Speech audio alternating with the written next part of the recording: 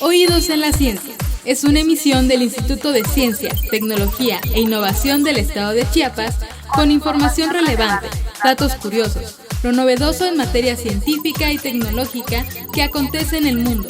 Escúchalo aquí en Oídos en la Ciencia.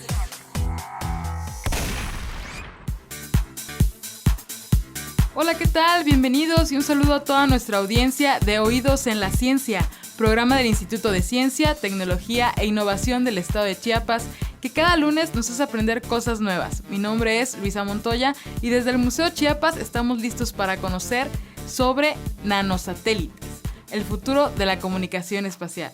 Y para ello tenemos a una gran invitada, Nayeli Marisol Jiménez Cruz, quien es maestra en Ciencias Físicas por la UNACH, estudió licenciatura en Física dentro de la misma universidad y ha publicado 2 artículos científicos en revistas internacionales. Actualmente es titular del Conjuvecí en Chiapas, que busca divulgar ciencia a través de otros proyectos como el podcast Punto y Quet. Bienvenida, maestra Nayeli, ¿qué tal? Hola, ¿qué tal? Pues muchísimas gracias por la invitación. Yo encantada aquí de compartir algunos datos que son curiosos y sumamente interesantes para nuestra vida diaria, como los nanosatélites, que a veces podría parecer que ¿para qué nos van a servir esas cosas, no? O quizá el nombre suena un poco extravagante, un poco como fuera de lo común, pero son objetos bien interesantes y que estoy gustosa de compartirles un poco sobre eso. Aquí te vamos a preguntar un poquito porque somos bastante curiosos y más de que cada día nos gusta aprender cosas de todo lo que está pasando alrededor de las comunicaciones y todo el cambio que ha habido en este mundo tecnológico. Y para comenzar, para los que, como yo, no sabemos, ¿qué es un nanosatélite? ¿Qué es un nanosatélite? Bueno, si recordarán quizá de algunos otros áreas de la ciencia, nano hace alusión a un prefijo que tiene que ver con las dimensiones que son pequeñitas, ¿no? Quizá recordamos la nanotecnología, ¿no? Que son luego cositas como muy pequeñitas en la ciencia. Pero cuando uno se va al espacio y entonces se buscan crear otros artefactos que sirvan para explorar cosas que están afuera de nuestro planeta o bien que vean desde otra perspectiva nuestro planeta.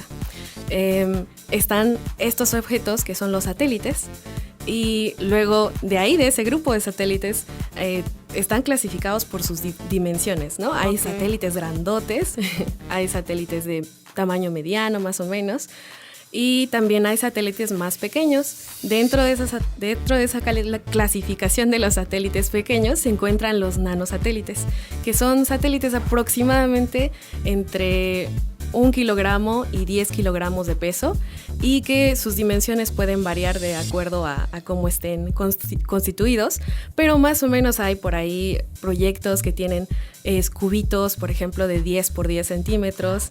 Entonces son bastante pequeñitos. No es nano, como aquí en la Tierra, que pues, nos vamos a escalas muy diminutas, pero a niveles, digamos, a escalas cósmicas, exacto, es demasiado pequeñito.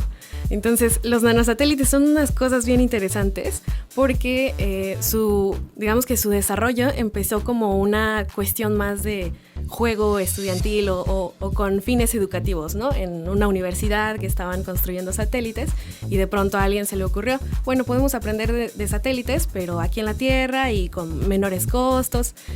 Como tipo gadgets, ¿no? Exacto, sí. Alguien construyó objetos de manera más pequeñita para fines educativos, para que los estudiantes aprendieran. Y pasó el tiempo y incluso las agencias espaciales empezaron a interesar en este tipo de proyectos porque resulta que su costo es muchísimo más bajo y puede ayudar a cumplir fines que divulgan la ciencia, ¿no? Como por ejemplo rastrear, hacer mapas de lo que está sucediendo en nuestra Tierra. Ya ves lo que pasa. ¿Ya hay nanosatélites en el espacio? Sí, ya hay algunos nanosatélites. De hecho, hay unos bastante famosos que usa la NASA que se llaman CubeSats. Y de hecho, no sé si hayan escuchado, pero yo estoy muy orgullosa de haber escuchado hace poco el Premio Estatal de la Juventud de Chiapas, Alexa García, no sé si recuerdas el nombre.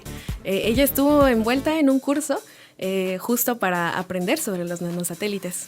Entonces, pues ya hay nanosatélites en el espacio ahorita. Incluso México, me parece que en el 2019 lanzó un pequeño nanosatélite que se llamaba Aztec, algo así, Aztec Sat-1, y pues ya se fue para la NASA para investigar acerca del clima solar y todo este Justamente algo así te iba a preguntar, porque eso me parece interesante, saber si México tenía la manufactura de hacer nanosatélites. Entonces sí generamos nanosatélites. Sí, por la misma razón de que son más pequeñitos, ¿no? Es como el costo es muchísimo más pequeño, más barato más bien, que el de desarrollar un satélite gigante, ¿no? Por ahí recordamos quizá satélites más grandotes como la Estación Espacial Internacional. Uh-huh. Esa está grandísima, es como del tamaño de una cancha de fútbol. Entonces, digamos, en comparación, pues sí, queda muy pequeño los nanosatélites. Y pues por consecuencia, es muchísimo más caro lanzar un satélite así de grandote. Entonces, en nuestro país sí tenemos no solo la capacidad, sino el conocimiento para generar ese tipo de tecnología. Hay varios chicos, por lo que tengo entendido, este proyecto del Astratec fue organizado por un grupo de estudiantes de la Universidad Autónoma de Puebla. Y aquí bien cerquita, ¿no? De Chiapas, no estamos tan lejos. Y como te decía, ¿no? La Premio Estatal de la Juventud de este año, pues también ya se está formando en ese camino para tratar de desarrollar proyectos en este sentido, en colaboración con la Agencia Espacial Mexicana.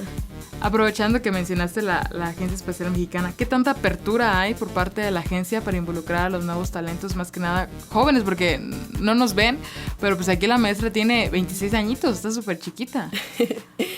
Pues yo creo que se han mostrado bastante abiertos y recientemente he estado escuchando más involucración, digamos, de su parte en proyectos que tengan que ver con los satélites. No sé a ciencia cierta qué tan abiertos estén a que la gente joven también se involucre en estos temas, pero ciertamente si están apoyando a jóvenes a través de becas, a través de estancias, en hacer investigación en otros lados del extranjero, pues creo que es una muestra de que sí están interesados en involucrarnos a la ciencia de la tecnología espacial.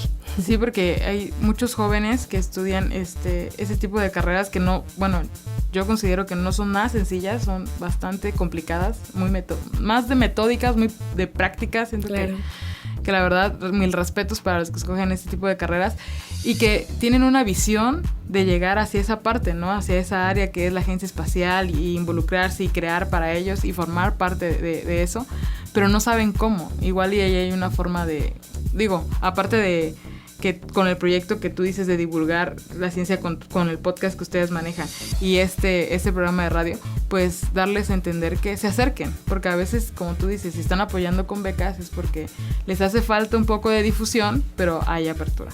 Claro, y pues siempre estar buscando, ¿no? Porque a veces, como bien mencionas, ¿no? A veces no sabemos ni siquiera ni por dónde empezar. Uh-huh. Tal vez solo tenemos como el gusto de ver las noticias en la televisión y lo vemos demasiado lejos, ¿no? Yo recuerdo que cuando era pequeñita fui así.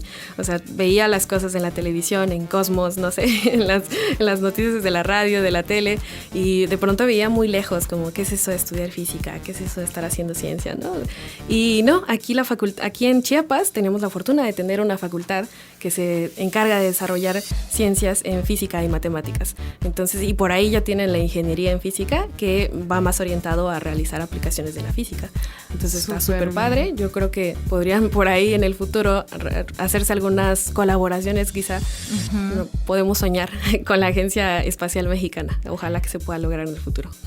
De hecho, creo que ha habido eventos en Chiapas donde se ha involucrado nodos, sí, ¿no? Y ha venido la Agencia Espacial Mexicana. Entonces esperemos que todas las personas involucradas en traer este tipo de eventos pues sigan fomentando a que Chiapas también es un foco de talento, ¿no? Para todo este tipo de tecnología.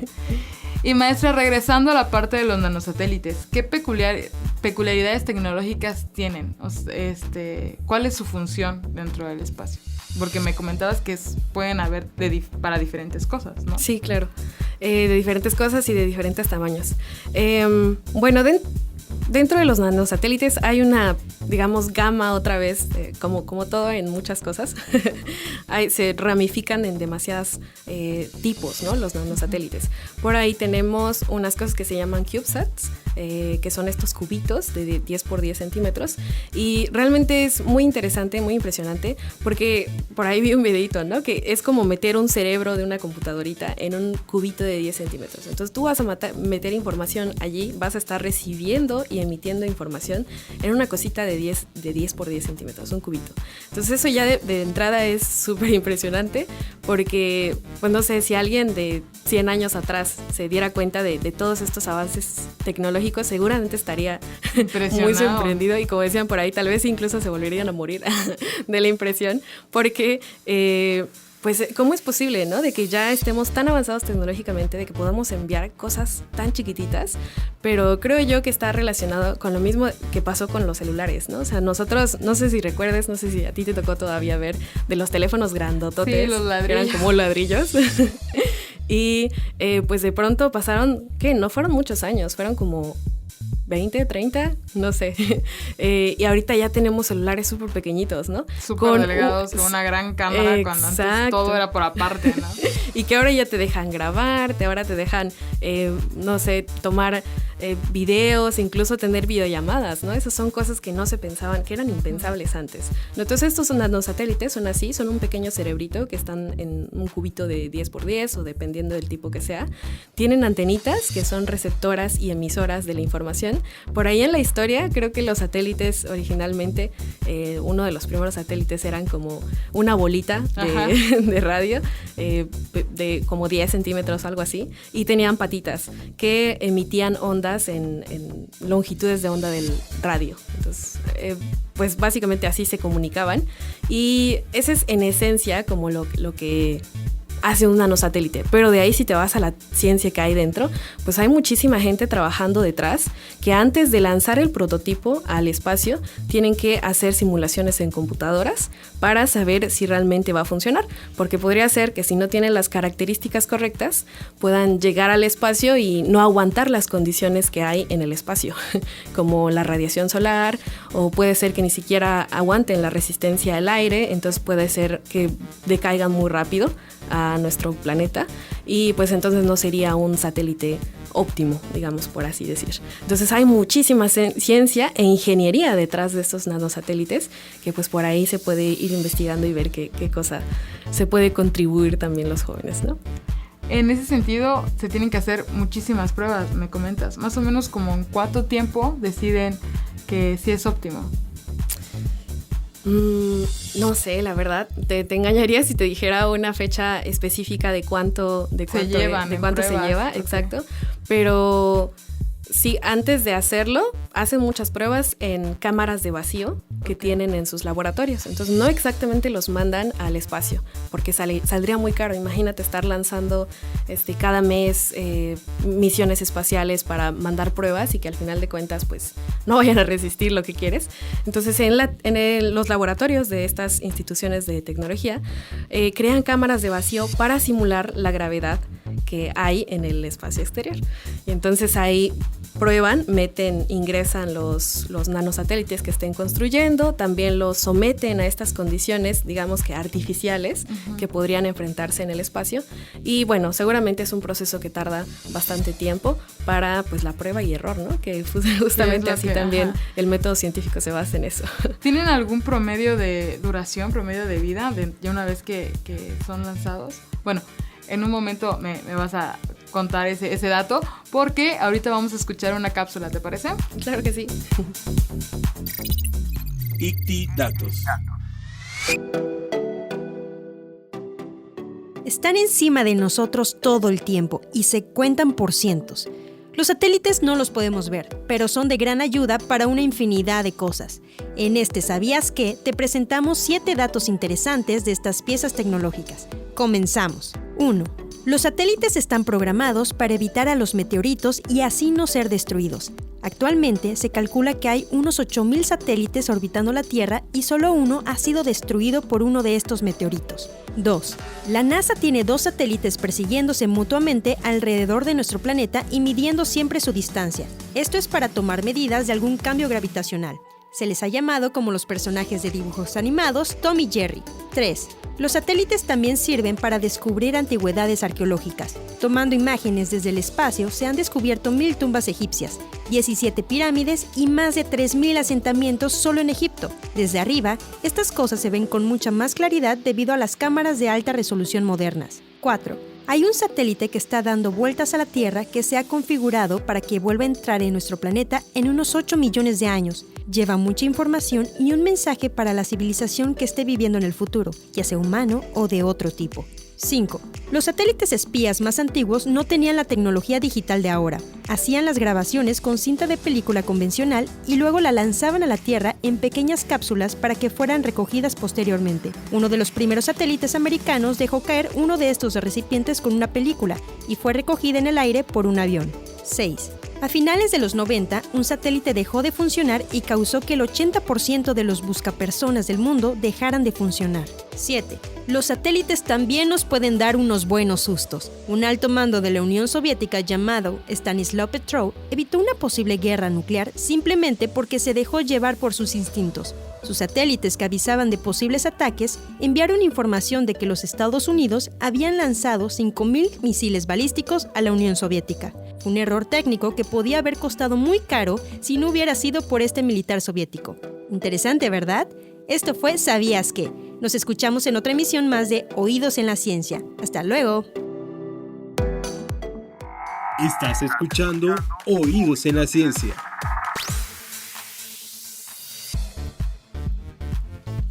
Y estamos de regreso después de escuchar esta interesante cápsula aquí con la maestra Nayeli, que nos está contando un poco acerca de nanosatélites y toda esta nueva tecnología de comunicación espacial.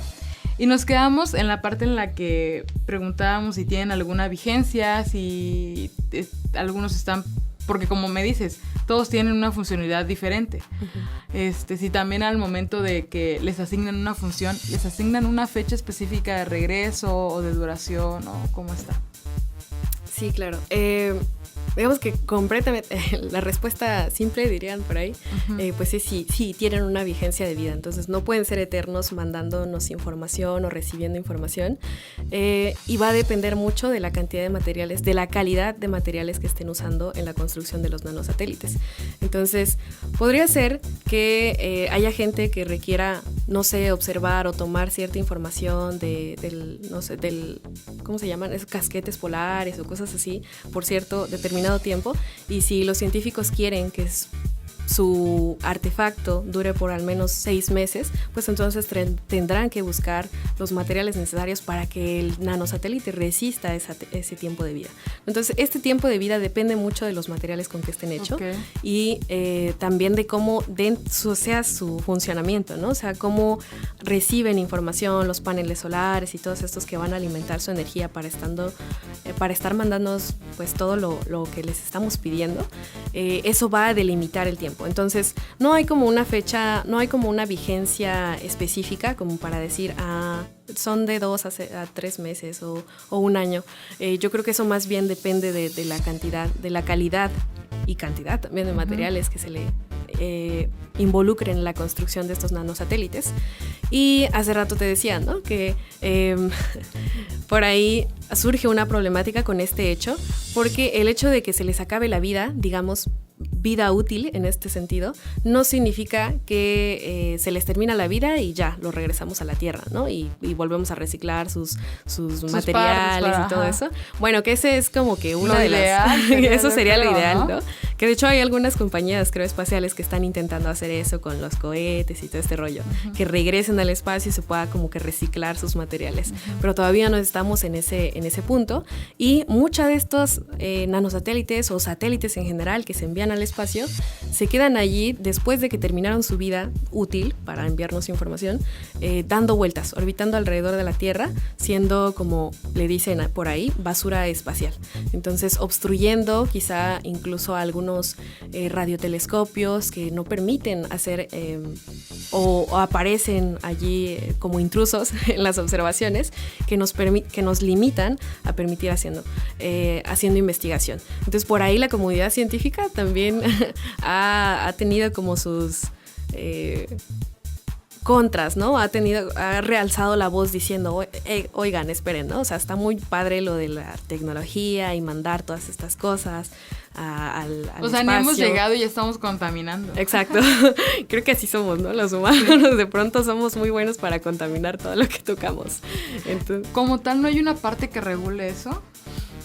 Pues en principio Creo que ahorita ya se están trabajando en políticas que tengan que ver con esas... Con derecho espacial, ¿verdad? Exacto, con derecho espacial, porque pues ya nos estamos volviendo como que muy modernos, entonces ya hay necesidad de poner este tipo de cosas. Creo que por ahí ya, por ejemplo, SpaceX ya también tiene como unas normas en las que ciertos lugares va a pasar sus constelaciones de nanosatélites, así le llaman, constelaciones, que son como grupos de nanosatélites. Que van juntos, exacto, haciendo como las paravadas de los pájaros, ¿no? Así son, pero son nanosatélites que se comunican. ¿Lo controlamos desde aquí? Sí, ellos, los de SpaceX o los de otros... Sí, la persona que lanza el nanosatélite controla desde acá el controla desde acá donde va. Sí. Exacto. Sí, por eso es que es tan avanzado el sistema, ¿no? Es como si tuvieras un dron, nada más que los drones pues son como... Todavía no están tan avanzados. O sea, los drones te pueden ayudar a ir y buscar a donde tú quieras. Tú les dices a dónde ir, pero hasta donde yo conozco, la mayoría de los drones ahorita se cargan aquí en la Tierra, ¿no? O sea, ponerles un panel solar ha de ser carísimo. Sí. Y seguramente por eso que los nanosatélites, o sea, sí son más baratos, pero también tienen muchísimo costo y muchísima gente desarrollando este tipo de artefactos, ¿no? No es cualquier cosa. Pero lo podemos imaginar como un droncito que está buscando información para nosotros por allá y nosotros le decimos para dónde ir y para dónde venir. Pero cuando se les acaba la vida útil, entonces ya no hay cómo de mandarle la información. Entonces queda ahí. ¿Cómo es, por ejemplo, aquí si nos aliáramos con ustedes que hacen divulgación científica, tú que eres experta en ciencias, con alguien de la facultad de la UNACH y se sacara algún proyecto para que Chiapas lanzara su propio nanosatélite? ¿A través de quién podríamos proponer que queremos este nanosatélite, ya lo estamos trabajando, se está haciendo y va a tomar fotografías o algo así? ¿Sabes quién rige esa parte de que, luz verde para que suba o luz verde para que hagamos el estudio que me decías del cerrado vacío para ver si va a aguantar? Ajá, ok. Pues seguramente quien sea el encargado de decir sí hay luz verde para tu proyecto es la Agencia Espacial Mexicana, que son ellos quien se encargan de todo lo que hay en México. Ellos son los sí, digamos que lo que sale de México y que se traspasa a otras agencias espaciales, pues va a pasar primero por la Agencia Espacial Mexicana. Ahora, ¿qué haría falta aquí en Chiapas para que pudiéramos como decir, sí, hay que hacer? Pues muchísima más gente que se ponga a estudiar, así como los chicos que fueron ganadores del Premio Estatal de la Juventud de Ciencia y Tecnología, que desarrollen investigación o que vayan y se formen en otras universidades que ya están a la vanguardia de este tipo de temas y traigan ese conocimiento aquí a los jóvenes de Chiapas, porque eso es lo que hace falta, ¿no? Quizá, como bien se decía hace unos momentos, puede ser que hayamos escuchado de los nanosatélites, pero aún lo veamos muy lejos todavía. Entonces, pequeños pasos como los que están dando algunos estudiantes ahorita, involucrándose en proyectos que ya están haciendo en otros países, en otros estados, pueden servir para después motivar a más gente aquí en Chiapas, que quizá ahorita está en la secundaria, en la prepa, y puede interesarse ahorita para involucrarse en estos proyectos y decir, oye, sí se suena interesante. Entonces, por ahí hay carreras que tienen que ver con la ingeniería espacial, me parece. No sé si el tecnológico, creo que tenga una ingeniería en ese rollo. Y como les decía hace rato, también por ahí está la ingeniería física en la Facultad de Física, de aquí de la UNACH. Y pues por ahí pueden tratar de involucrarse en proyectos como ese estilo. Entonces es una cosa que hace falta muchísimo tiempo, digamos, de inversión económica y de tiempo para involucrar a más gente, ¿no? Entonces no es como que simplemente, sí, a mí se me ocurre hacer un nanosatélite ahorita. Podrá haber gente que es muy como prodigio, si queremos llamarle así, a quien sí, únicamente quizá viendo videos o aprendiendo en computadoras, pero son unos cuantos y no podemos limitarnos a esperar a que suceda eso, ¿no? Entonces la mayoría de la gente científica y que desarrolla ingeniería pasa días estudiando en laboratorios, yendo a congresos, yendo a talleres para aprender más acerca de cómo desarrollar este tipo de artefactos. Gracias a que, como tú dices, el interés de todos los jóvenes para seguir conociendo este tipo de temas, y como nos comentabas, la importancia de hacer esos intercambios dentro de la secundaria, prepa, universidad, que la UNACH ha facilitado bastante los intercambios en ese sentido de ir a veranos científicos, ¿no? O pasar un semestre en otra universidad, donde nos damos cuenta que llevan materias que nosotros por X o Y razón no tenemos dentro de nuestro plan de estudios. Es que han habido muchos como flujo de conocimiento, ¿no? Claro. Desde tu experiencia al momento de la divulgación científica, ¿cuáles han sido como que tus topes para poder seguir avanzando o generar otro proyecto? En cuanto a la divulgación científica, dices, ¿verdad? Ahora que comentabas, antes de dejarlo pasar, yo también acudí a esto del programa Delfín. De hecho, tuve una experiencia por ahí bastante enriquecedora, por cierto, pues para el área de la cosmología, que fue donde me especialicé para entonces. Cosmología, sí. Okay. Y bueno, respondiendo a tu pregunta, ¿cuáles son como los retos más digamos, difíciles actuales de la divulgación? No solo para mí, creo que en general para muchísimos divulgadores en el estado más bien en el país de México, no hay espacios realmente de formación para divulgadores. Entonces, no he escuchado por ahí de ninguna licenciatura que sea para divulgación científica. Sí, tal cual, son como especializaciones. Exacto, y de hecho creo que ni maestrías hay, digamos, realmente que sean para la divulgación científica. Por ahí tengo entendido que en la UNAM hay una cosa que se llama filosofía de la ciencia, algo así, que es más o menos lo que se acerca un poquito a la divulgación científica, pero en realidad no es como tal divulgación científica. Entonces, muchos de estos cursos que se reciben son como bien dices, ¿no? Cursos o diplomados que son pequeños, son cortos, son de 6 meses o quizá si encuentras un programa más largo, 1 año, pero no hay como tal una formación. Y generalmente también en los programas de licenciatura, de maestría en física o en matemáticas, hay muy pocos cursos que realmente te digan, ahora te toca retribuir un poco a la población a través de poner en palabras más sencillas toda esta producción científica, ¿no? Que al final de cuentas creo que es lo que requerimos. De hecho, justamente es lo que tratamos de hacer. Justamente es lo que tratamos de hacer aquí en el instituto, porque pues manejamos lo que es el programa de radio, que esto es una parte más especializada, y el podcast, donde ya lo vemos como con un lenguaje menos científico para todos aquellos que realmente no manejamos. Por ejemplo, tú me puedes hablar un término en física que yo te voy a quedar así, ¿qué me estás diciendo? Entonces, esa es la forma, ¿no? Y gracias, yo creo que a este instituto y toda esta administración que he estado viendo, pues que se han acercado jornadas del conocimiento, que hemos traído divulgadores, todos son de fuera, y nos preguntan muchas veces que por qué se invierte en traer divulgadores de fuera. Pues se invierte justamente para que toda la gente que esté interesada y que ha cursado alguna ciencia exacta los vea como ejemplo, porque como no hay tal cual un taller, un programa, que hemos traído talleres, hemos hecho de periodismo científico y de divulgación científica, justamente en el periodo de la jornada, pero pues tiene que venir gente de fuera, porque como tal Chiapas no maneja un área que te diga cómo vas a enseñar ciencia de manera coloquial, ¿no? Y pues vamos a mandar una cápsula para que sigamos platicando contigo ahora de cosmología. ¿Qué te parece? Muy bien. Perfecto.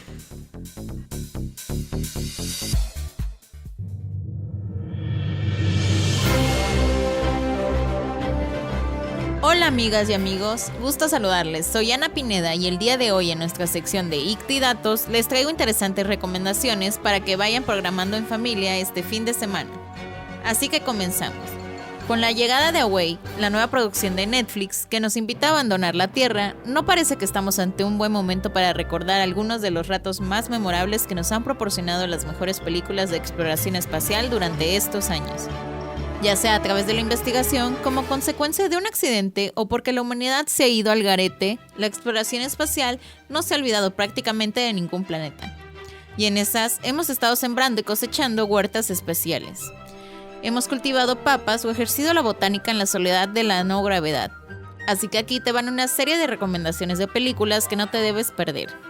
Empezamos con Apolo 13, Interestelar, Elegidos para la Gloria, Horizonte Final, Capricornio 1, Space Cowboys, Operación, El viaje a la luna, Figuras ocultas y La luna en directo. Con estos ejemplos de alunizajes en la historia y no solo en el cine, esperamos te diviertas con tu familia. Esto fue Ictidatos. No te olvides que nosotros informando y tú sigue disfrutando. Hasta la próxima.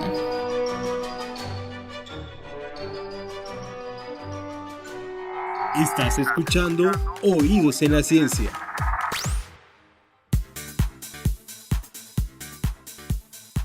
Seguimos aquí en su programa Oídos en la Ciencia con nuestra invitada, la maestra Nayeli Marisol Jiménez Cruz. Maestra, así de manera muy breve, ¿qué es la cosmología?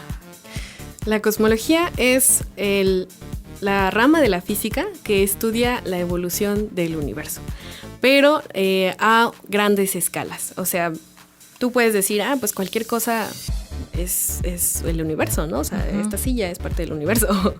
Pero la cosmología se empieza a tomar en cuenta cuando superamos cierta, digamos, distancia. O sea, hay por ahí cosas que se llaman megaparsecs, no sé si las has escuchado, que son unidades de distancia en astronomía o en astrofísica.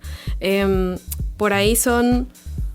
Cuando nosotros empezamos a superar esos 100 megaparsecs, todo lo que vemos a nuestro alrededor, que son las galaxias o constelaciones de galaxias, se empiezan a ver como si fuera un montón de puntitos.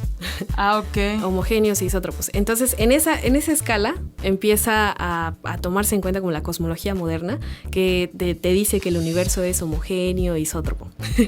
Okay. Pero bueno, uno diría, ¿y entonces qué es esto? O sea, la ciencia, digamos, está dividida. Hay, por ejemplo, ciencia del sistema solar, que solo se encarga de estudiar lo que está ocurriendo alrededor de nuestro Sol, ¿no? De los planetas, de cómo nos llegan los rayos solares, los rayos gamma, toda esa información, pero solo en nuestro sistema solar. Entonces, tú puedes ir escalando distancias más y más y más. ¿Qué pasa fuera de nuestro sistema solar? Bueno, pues pertenecemos a una galaxia, que es la Vía Láctea, ¿no?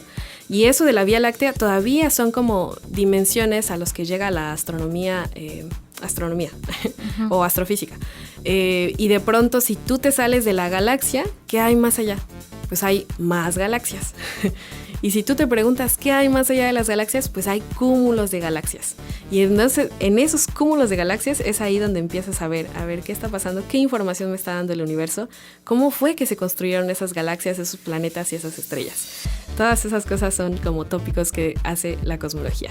Maestra, abarcando un poco más acerca del tema y no quedarnos nada más en la parte de los nanosatélites, le voy a preguntar un poco acerca de su formación, porque ver así mujeres tan interesadas y tan preparadas en estas ciencias exactas es muy, muy difícil, y más en Chiapas. ¿Por qué escogió la física? Ok. Escogí la física porque es una de las cosas, una de las ciencias que creo yo que se relaciona en varios aspectos de nuestra vida. Ok. Entonces, yo recuerdo que de la secundaria, en la preparatoria, no era porque tuviera buenas clases de física y dijera, voy a hacer física porque mis profesores son excelentes. No.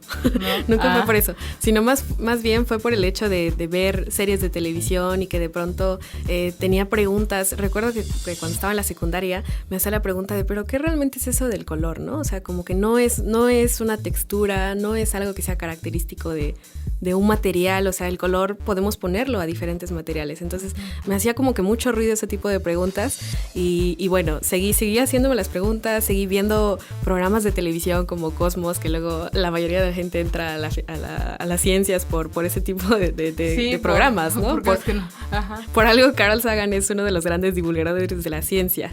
Entonces, sí, por eso, porque luego cuando ves en la noche las estrellas, quizás siempre, no sé si a ti te pase, pero a mí casi siempre me pasaba que me surgen preguntas, o sea, así como de ¿por qué estamos aquí? ¿Qué es la estrella? ¿Qué es la luna? Todas ese tipo de preguntitas, ¿no? Que de pronto te quedan en la mente, incluso quizá te llevan a crisis existenciales, ¿no? Que no puedes dormir. O te pueden poner hasta un poco románticos. Exacto. O quizás hasta te ponen un poquito románticos, ¿no? Como que pasa con la luna, que de pronto... Yo pido deseos, ¿sabes? O sea, yo me voy más por ese lado. Ándale, pues ¿sabes? Las estrellas fugaces, ¿no? ¿Cuál es el principio que rige las estrellas fugaces? Entonces, todo ese tipo de preguntas que te vas haciendo, me preguntaba yo, ¿será que habrá alguna carrera que pueda en la que pueda darle respuesta a este tipo de preguntas o en la que pueda contribuir de alguna manera y tener matemáticas, porque me gustaban las matemáticas. Bueno, es lo que te iba a preguntar. ¿En qué momento la pequeña Nayeli dice, quiero ser física, le agarro a las matemáticas, me interesa esta onda? ¿En qué momento tú dices, sí, voy a aplicar a la UNACH? El último semestre de la prepa. ¿Ah, sí? Sí, porque yo antes había buscado más carreras y por ahí había encontrado una que me llamaba mucho la atención, que era el de Ingeniería en Energías Renovables, que creo que la Politécnica o algo así. Pero por ahí tengo un hermano que es matemático, entonces él ya más o menos me platicaba cómo eran sus clases, qué tipo de preguntas, qué cosas se veían en las clases, y de pronto me llamaba la atención. Por ahí me dijo una ocasión, pues también está la carrera en física, así que dije, bueno, puedo probar. Comenté con mi mamá, para mi familia era toda una cosa como muy rara, ¿no? ¿Y física qué es eso, no? Mucha gente preguntándome si realmente lo que iba a estudiar era educación física, que es como muy común a los que nos preguntan a los estudiantes de allá, estás estudiando educación física, y nosotros, no, física, matemática, pero en realidad no lleva eso de matemática, ¿no? Y pues ese fue como mi primer encuentro el acercamiento que tuve con mi hermano, que es matemático, que ya estudiaba él 2 años adelantado que yo, pues en esa rama, así que decidí experimentar a ver si podía, porque él me decía, no, es que es bien difícil, o sea, piénsatelo 2 veces, porque es muy difícil. Como que uno de los grandes tabús que han pasado, de que le tienen miedo al nombre de esas licenciaturas, ¿no? Claro. Física, matemática, física, no sé qué, tenemos que... ¿Por qué? Porque no lleva matemáticas y está súper difícil y es un nivel de no sé qué, entonces... Sí. Y luego comúnmente en la historia, o sea, está visto, ¿no? Que casi todas las escuelas que iniciaron con cursos de matemáticas o de física eran poblados por hombres, ¿no? Ahí es el punto que vamos a tocar. ¿Qué reto fue, en cuanto a género, fue lo que más te choqueó al entrar a la universidad?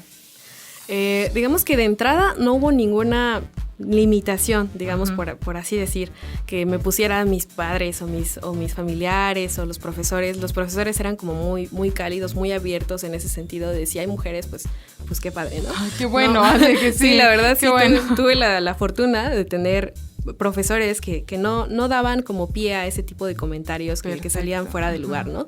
Pero de pronto, a medida que vas estudiando y va pasando el tiempo, te vas dando cuenta de que hay como limitantes que, si bien no vienen de parte de los profesores, de tu familia, escuela, viene de tu entorno, ¿no? Como que de pronto te empiezas a sentir ¿será que de verdad elegí bien la carrera? O sea, quizá ahorita debería estar estudiando otra cosa. Pues ya veo a mis compañeras de pronto ya casadas o en ese sentido. De pronto como que nos limitamos o nos autosaboteamos diciendo así de, ¿y tú para qué pasas tanto tiempo estudiando, no? Preguntas como ese estilo, que llegan de personas que son como externas, ¿no? Que sea que ni conoces, pero que de pronto te llegan, ¿no? Te pegan y te pones a decir, realmente sí. Y entonces, uno de pronto si vea las estadísticas de cuántas mujeres hay en México, hay muy pocas mujeres haciendo ciencia en México realmente. Y por ahí leía un estudio de justamente de mujeres científicas que se preguntaban, ¿no? ¿Por qué no hay tantas mujeres estudiando carreras científicas, aún a pesar de que la educación ya está abierta para ambos géneros? O sea, ya no hay limitantes como de que, tú eres mujer, entonces ya no estudias, ¿no? Ya tenemos abiertas las puertas, pero seguimos con estas como roles de género en la sociedad. O sea, que la mujer crece, no sé, termina su universidad y ya, para casar. Si es que llega a la universidad. Incluso, no hay que irnos tan lejos. En comunidades como de Chiapas, que son como, no sé, no voy a decir nombres, pero encontramos todavía niñas que a los 15, 16 años ya tienen hijos. O sea, como que para eso y ya las estás poniendo muy grandes, porque... Sí, incluso hay niñas más pequeñas, ¿verdad? Entonces, de pronto, ya es como que lo único que pudieron venir a hacer al mundo. Y ahí se les acaba la vida y ahí se les pasa la vida.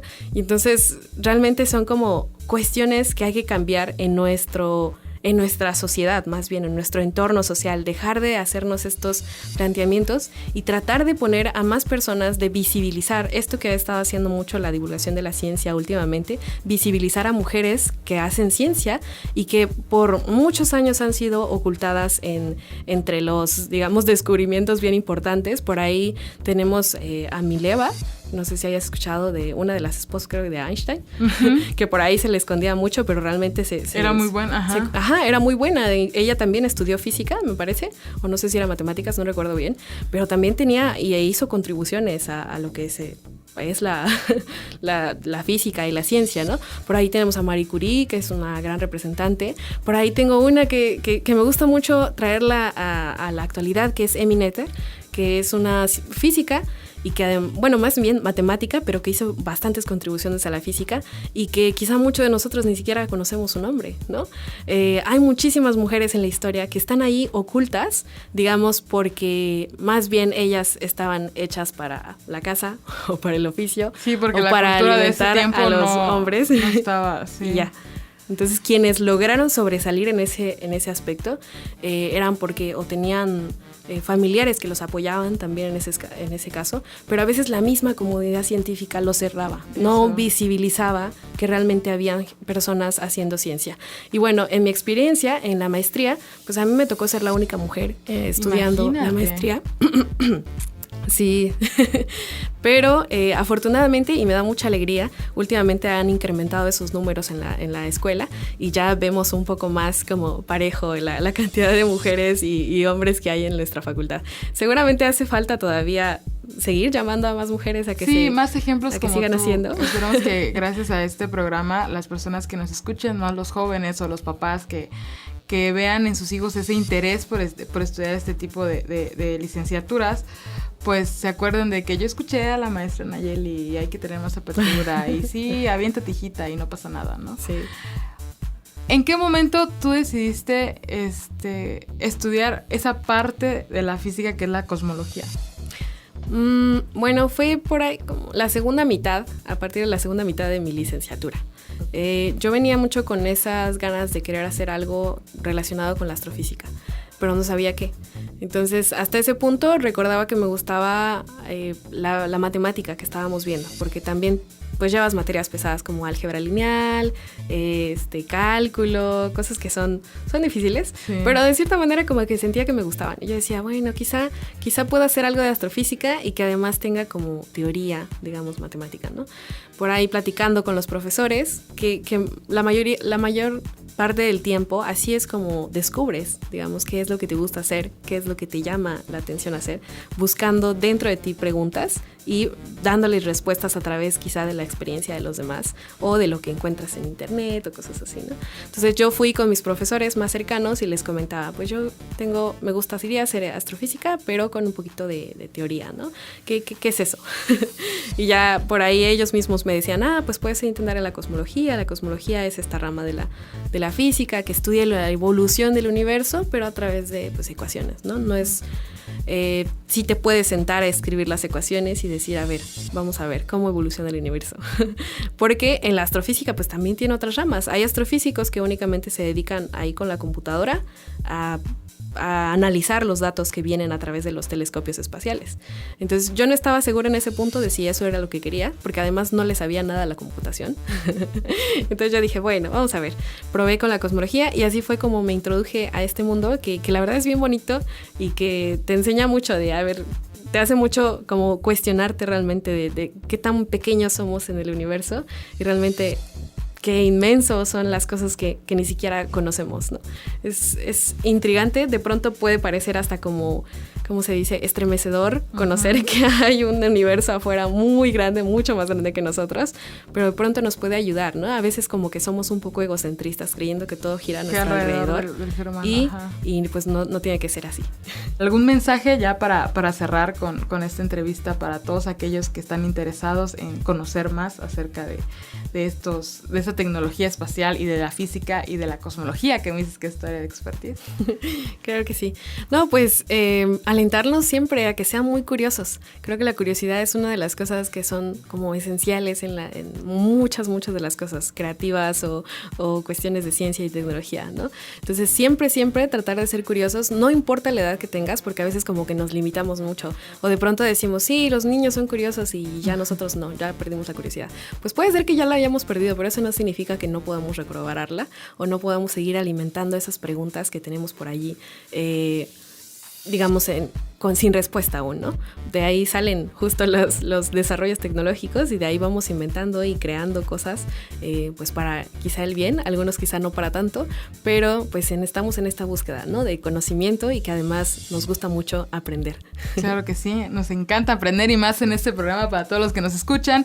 Y esto fue Oídos en la Ciencia. Muchísimas gracias a la maestra Nayeli Marisol Jiménez Cruz, maestra en Ciencias Físicas por la UNACH, por estar aquí con nosotros. ¿Y cómo te encontramos en redes sociales? Creo que sí, me pueden buscar, bueno, me pueden seguir en los proyectos como Punto y Quet, que es un podcast que tengo en colaboración con un amigo físico, Rubén Torres, y también a través de Conjuvecí Chiapas, donde soy secretaria general de Conjuvecí.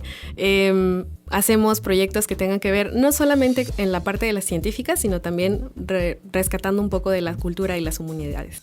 A todos aquellos jóvenes que nos escuchan, ya saben, acérquense a Conjuvecí Chiapas por si tienen alguna duda o quieren dar aportaciones o quieren aprender más, quieren conocer, para que todo este grupo de jóvenes interesados en la divulgación científica pues los formen en esta parte, ¿no? Que es muy importante, que hay que incrementar en el estado.